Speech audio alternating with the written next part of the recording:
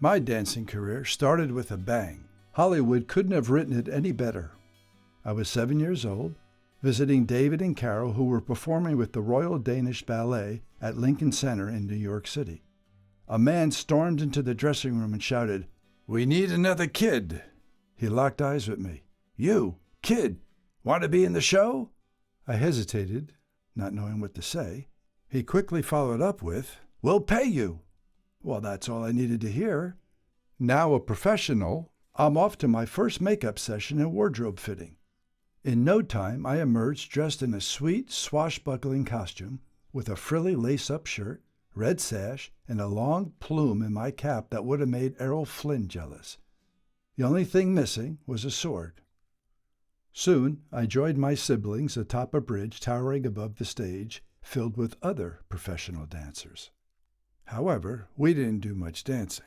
Other than acting like we were having the best time, which we were, we, on cue, tossed paper flowers into the air and watched them cascade down onto the stage below. All for $5 a show. I thought, why do they say a career in the arts is so difficult? 47 years later, considering the last equity waiver play I did in Los Angeles paid the same, $5 a show, you can understand how right they were. In today's dollars, my showbiz debut turned out to be one of my best money-making years in the arts. Though my Lincoln Center debut lasted only 3 shows, I was hooked. I started ballet lessons soon after and was thrilled by all the attention that came with being the only boy in my class. In fact, David and I were the only boys in the entire school.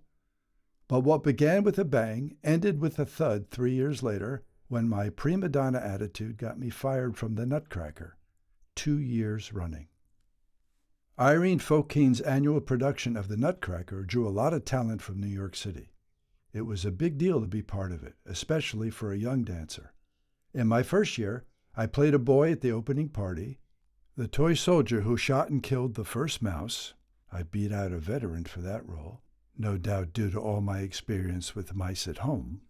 I also played a gnome who pulled the sleigh upon which the prince and Clara traveled to all the magical lands. I had an issue with the gnome. First, I hated the green costume and curly-toed shoes with their glittering, bouncing balls. I couldn't let my friends see me dressed like this. Second, David played the prince. I found no joy in pulling my brother around that stage and, worse, in that costume. And third, he sat in the sleigh next to Julie, who played Clara. I had a huge crush on Julie. Every boy had a crush on Julie. With her sparkling brown eyes, her irresistible smile, and her long, wavy auburn hair. She was perfect. On Sundays, we did 2 shows, a matinee and an evening. In between, the cast changed into street clothes and grabbed a quick dinner. During the first show, after killing the mouse, I got ready for dinner.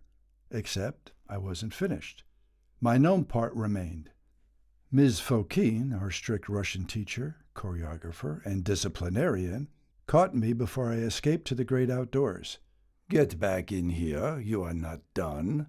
I was in no mood to change clothes or to get back into makeup. "Let my understudy go on." Those words actually came out of my 9-year-old mouth. She was not amused. "If you don't get back into that costume, you are out of the show." And that was that. The next year, she cast me as a gnome again, and again I left the show early. I wonder if my understudy became a big star like in the movies. If so, it's all thanks to me. Soon after, I quit the ballet for good. Retired at 10 years old. But ballet gave me a lovely parting gift. During my last recital, the lead dancer pirouetted off the stage for a quick costume change, unaware that I stood in the wings with an unobstructed view.